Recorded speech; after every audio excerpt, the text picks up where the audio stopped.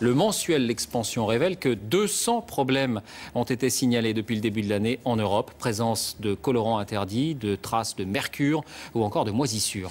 Ce soir, les autorités sanitaires françaises retirent de la vente des dentifrices commercialisés dans certaines grandes surfaces. Il contenait de l'antigel.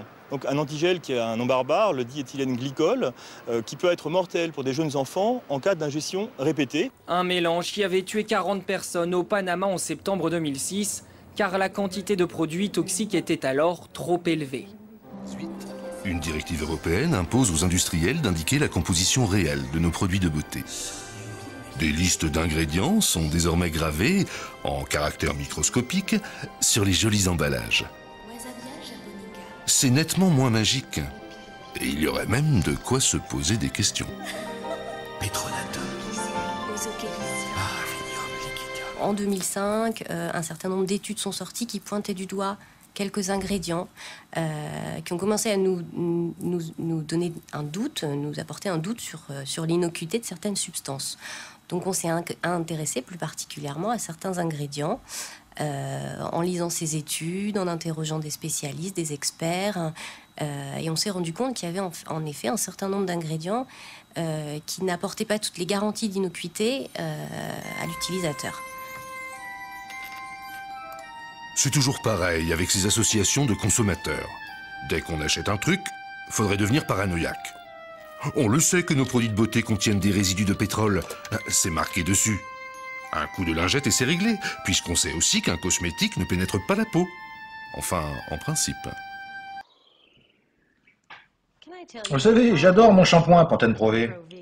Sur la douzaine de produits cosmétiques que j'utilise chaque jour, c'est le seul dont je pourrais jamais me passer parce qu'il donne à mes cheveux ternes le brillant absolu.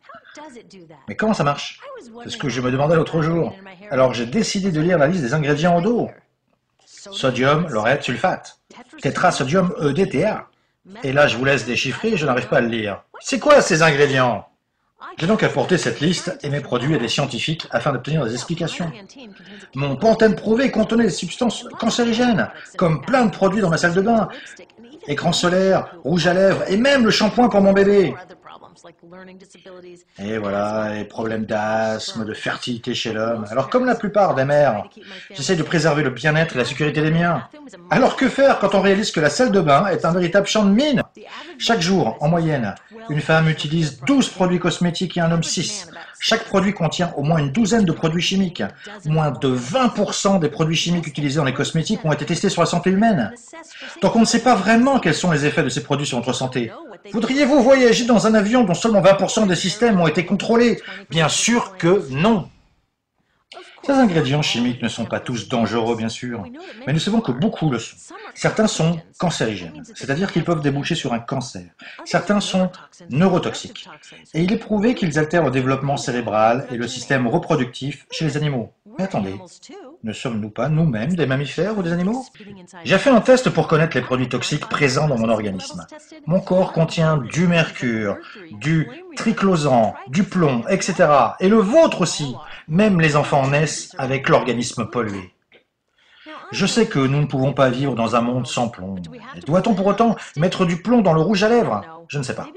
Peut-être que j'ai acheté les mauvais produits. Sur les étiquettes des produits cosmétiques, herbal, natural, organique, n'ont pas de définition légale. Ce qui veut dire que n'importe qui peut inscrire n'importe quoi sur une étiquette et ils le font. Imaginez-vous un best-seller s'appelant Petrol Essence. Pourquoi les fabricants de cosmétiques utilisent tous ces produits toxiques? Essayent-ils de nous empoisonner? Pas vraiment. Ils sont encore dans un état d'esprit années 50, où les gens croyaient à une meilleure vie au travers de la chimie. Dans l'enthousiasme général, ils ont simplement oublié d'étudier l'impact de ces produits chimiques sur la santé humaine. C'était il y a des années, et pourtant aujourd'hui, on utilise peu ou prou les mêmes produits chimiques et toxiques. Aujourd'hui, les grands fabricants de produits cosmétiques nous disent que les doses de produits toxiques sont trop faibles pour être dangereuses. Ok, peut-être, si vous les utilisez une fois par an, mais ces différents composants toxiques sont utilisés tous les jours. Un peu de produits toxiques sous les bras, dans les cheveux, sur les lèvres, et les esthéticiennes sont en contact avec ces produits dangereux toute la journée. Les industriels sont habitués à travailler comme ça. Et malgré les informations scientifiques sur la toxicité de ces produits, il n'existe pas de loi pour les interdire. Mais quel que soit notre choix, le plus important est d'avoir choisi des produits sans danger pour notre santé.